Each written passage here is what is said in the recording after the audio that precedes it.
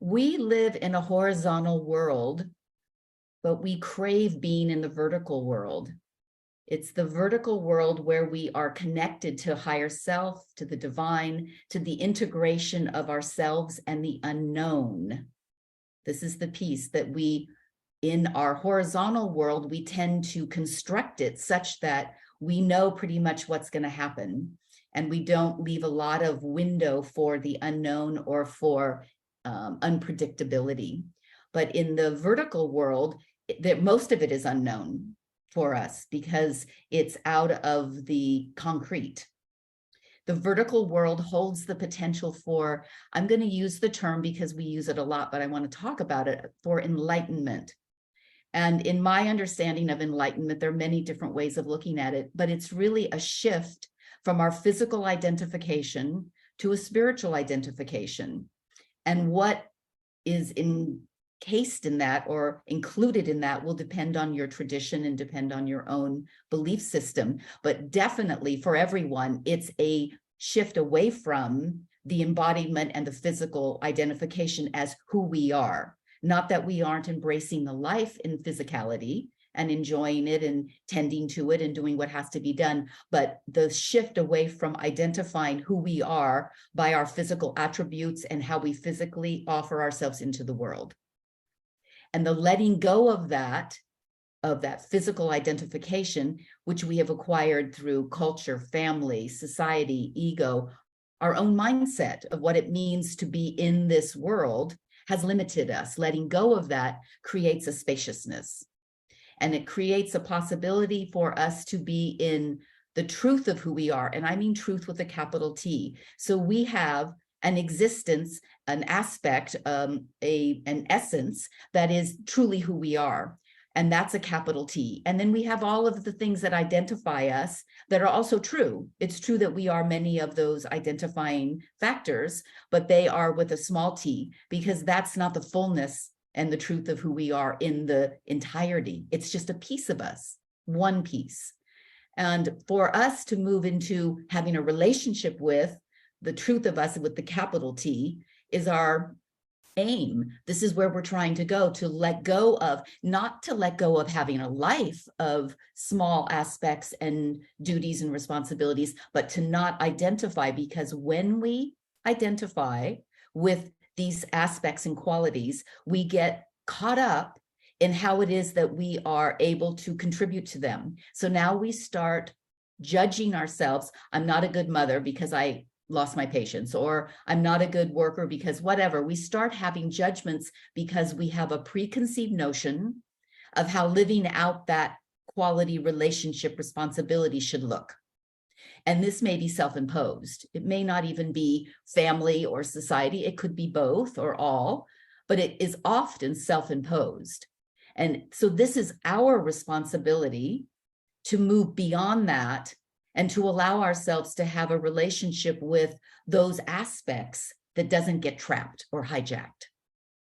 So the truth with the small t represents this horizontal world, the activities, the relationships that we include in our life.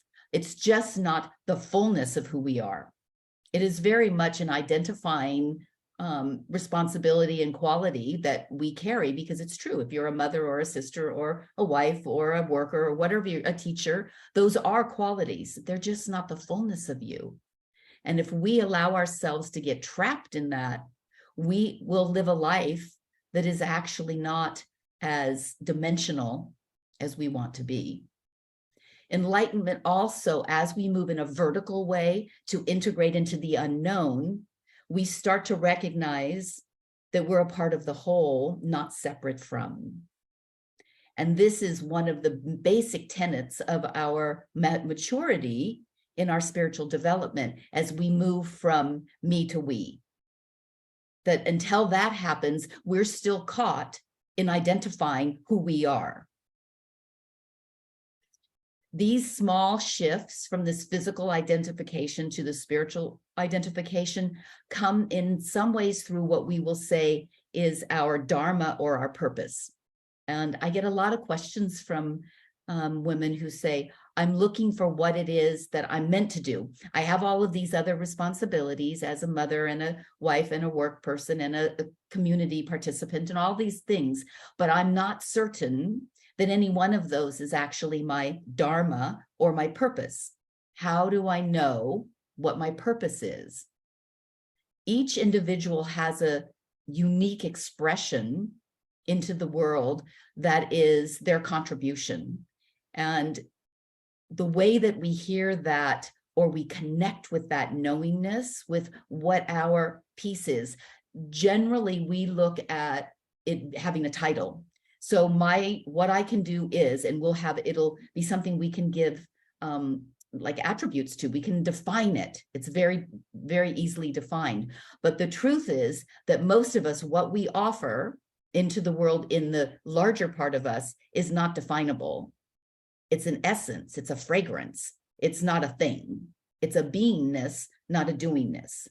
So the way that we can enter into that different way of sitting in the world is through the silence and through solitude and through listening.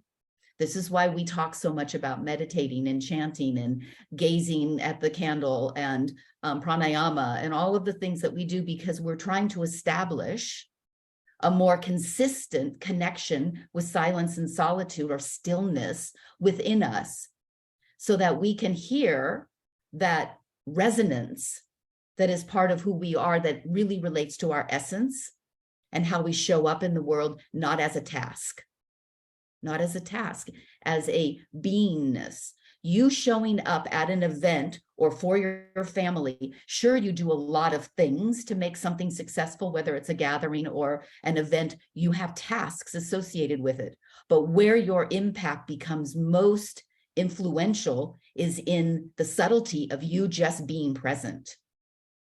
Because when you're present with the fullness of who you are, there is a calming, there is a spaciousness that opens up for others to have an experience of that event or that gathering that is different from just the little details of having the table set nicely and having the food arrive or whatever it is. Those are all lovely, but there's a quality beyond that, an essence of you beyond that, that is really your calling into the world. And we each show up that way differently in how we hold ourselves, how we express ourselves, even in how you laugh or how the joy or whatever you bring, but it isn't a task.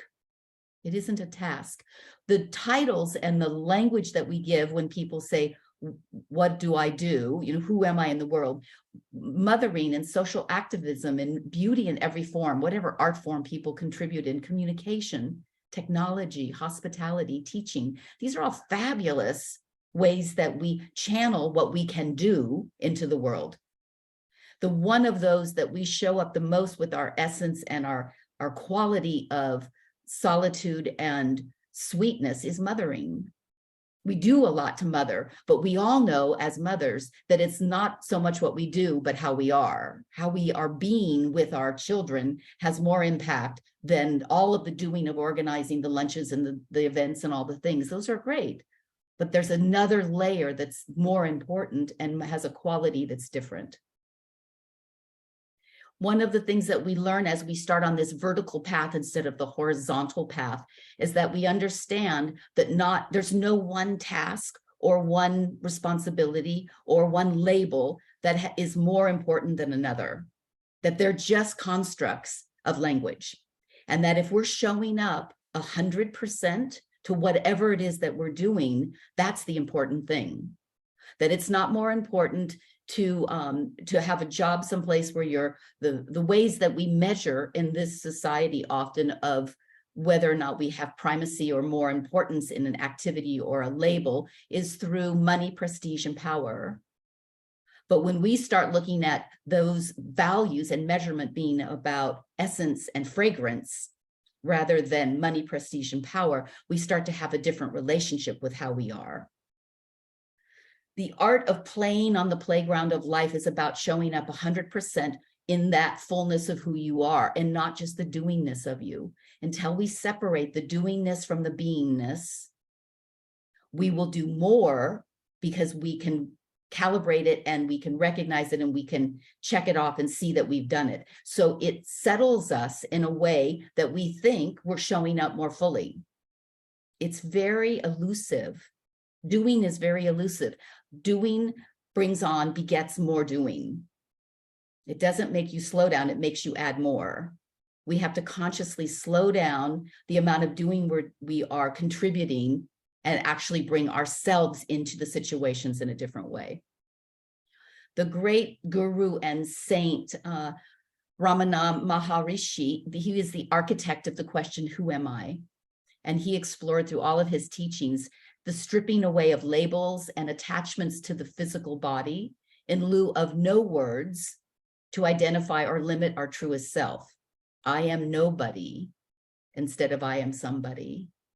When we start recognizing that we are nobody and we aren't, because we are not labeling ourselves, we haven't given ourselves a context to become someone, we can actually live into the fullness of who we really are as our dharma and our purpose in this lifetime. So the question of our purpose and our true nature really becomes, how do I cultivate the quietness of being where all truth is revealed?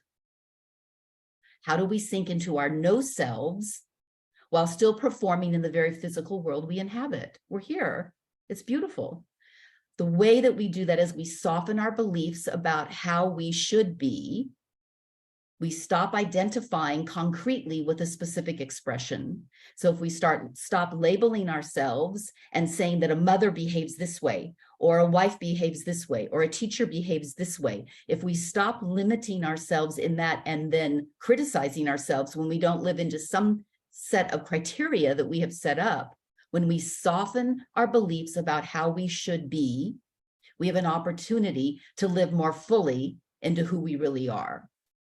In our parenting, in our coupling, in our career, in our spiritual journey, if we let go of the model of ourselves, of which we have been heavily invested, we find that we can show up in a different way. It's more than just being in the moment. So I hear a lot, people say, well, you just have to be present and be in the moment. It isn't just about being in the moment, because all of us can conjure up for a certain amount of time being present and paying attention. We can all do that.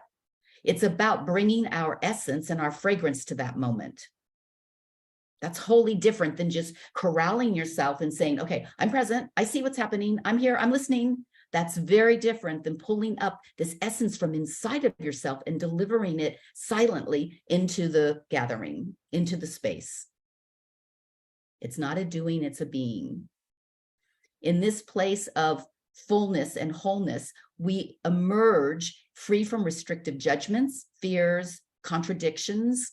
This is where we're living in this pool of ideas about who we should be and how it should be manifested. We have to step out of that because that's limiting. It's limiting. You are so much bigger than that, but you don't trust it or you haven't given definition to it, so you don't step into it. We need to just drop all of that.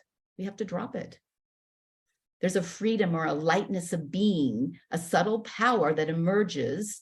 It's like the butterfly out of the chrysalis. It's necessary to be in that formation stage.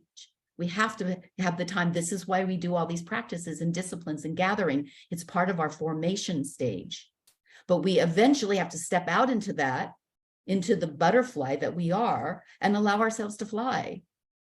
This is the beauty that will emerge. And when this happens, the tension of life dissipates, because all of the tension of life is related to how it is that we've constructed a model of how we should be and how everything else should be. I'm not even going into the rest of the world. That's too complex. Just you, just how you should be. You have a model in your head. And until we let go of that, we can't access the beauty and we hold tension. But as soon as we access that, natural beauty, essence, fragrance emerges, and the tensions of life that are related to this model of somehow living into something that is going to make us happy or joyful or feel better or honor someone else or whatever the language is you put with it, that tension will dissipate.